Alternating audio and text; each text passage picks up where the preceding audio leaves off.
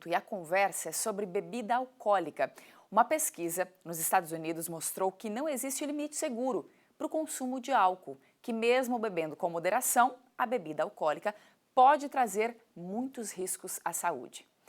Por isso, aqui no estúdio hoje, a gente recebe o psiquiatra Pedro Afonso Rosar para falar um pouquinho desses efeitos do álcool no nosso organismo. Muito bom dia, seja bem-vindo aqui com a gente. Bom dia, Então, quais são os principais malefícios, né? A gente estava comentando aqui fora do ar, antes de entrar aqui ao vivo, que principalmente os jovens hoje estão entrando muito cedo, né? Nessa questão da bebida alcoólica, bebem sem total consciência, muito e cada vez mais cedo. É uma das grandes preocupações? Eu acho que sempre entraram, né? Eu acho que historicamente a gente é exposto, acaba usando substâncias psicoativas, o álcool uma delas, desde muito cedo, né? Eu costumo dizer que dependência química, entra aí o uso de álcool, é problema pediátrico. E eu falo isso de uma forma um pouco provocativa, assim, para mostrar que a gente acaba como sociedade expondo pessoas muito jovens ao uso desse tipo de substância, né? E o cérebro ainda está em desenvolvimento nessa fase. A gente imagina que quando nasce o cérebro já está pronto, mas não está, né? A gente amadurece bem o cérebro já na idade adulta, então essa faixa etária muito jovem é onde tem mais risco. E quais são esses riscos? O que pode causar? Nós comentávamos também sobre a questão do sono, que é uma das coisas que é mais afetada, problemas também no nosso organismo. Comenta um pouquinho pra gente, doutor, por gentileza. Esses estudos mais recentes que avaliam a carga de doença são melhores para avaliar esse tipo de desfecho, né?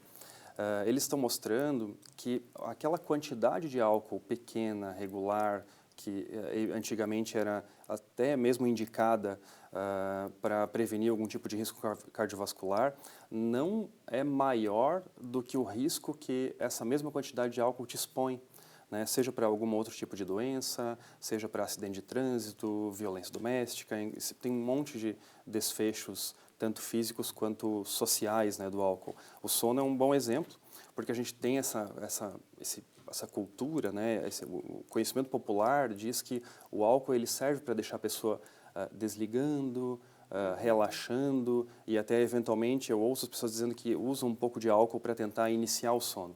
Mas é interessante deixar claro que isso é um mito, né? Não Álcool, vai dormir melhor. Álcool não é tratamento para nada e, inclusive, o efeito oposto ocorre, né? A pessoa, quando ingere álcool antes de dormir, ela tem um sono mais superficial, mais atribulado, menos relaxante, porque o álcool afeta a qualidade do nosso sono, né? Quando a gente dorme, o cérebro não simplesmente desliga e no outro dia acorda, né? À noite, o sono, ele é muito importante, muito ativo para o cérebro.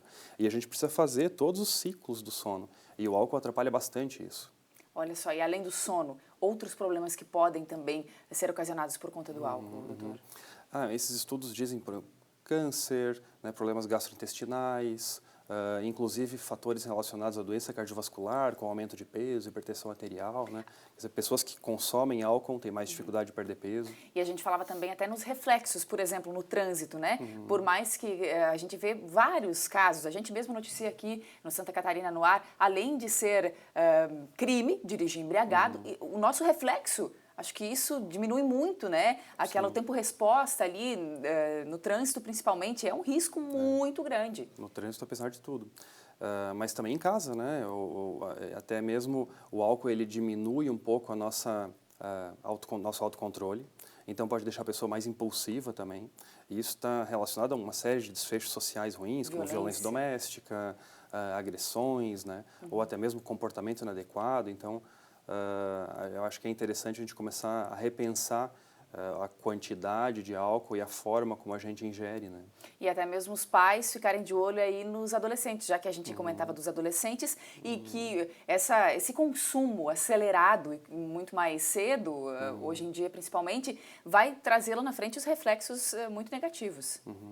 Uma coisa que nos preocupa como cientistas, assim, né, é que existe um lobby muito grande para consumo de álcool, né? E a gente tem por outro lado, tem muito pouca campanha de prevenção. Né?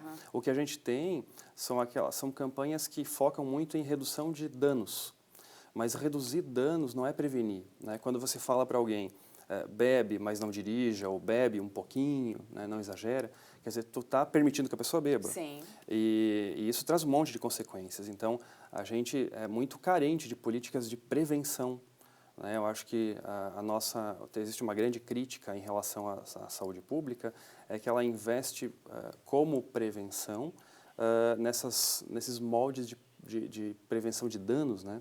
E isso não deve ser é só uma ferramenta e não a política inteira de saúde, né? A gente teria que ter um espaço para falar sobre esse tipo de risco e realmente prevenir o contato ou realmente expor bem isso, né? E não simplesmente falar para a pessoa, bebe, mas não dirija. Beba, não mas bebe. Não Não bebe seria a dica, né, doutor? Principalmente do ponto de vista populacional, né? Então, acho que os estudos estão mostrando que é muito caro o preço que a gente paga quando a gente não deixa isso bem claro, né? Entendi. Muito obrigada, viu, pela sua presença aqui, por esclarecer um pouquinho sobre essa questão da bebida e o quanto de mal ela traz para a nossa saúde. Obrigada e um bom dia para você. Um bom dia.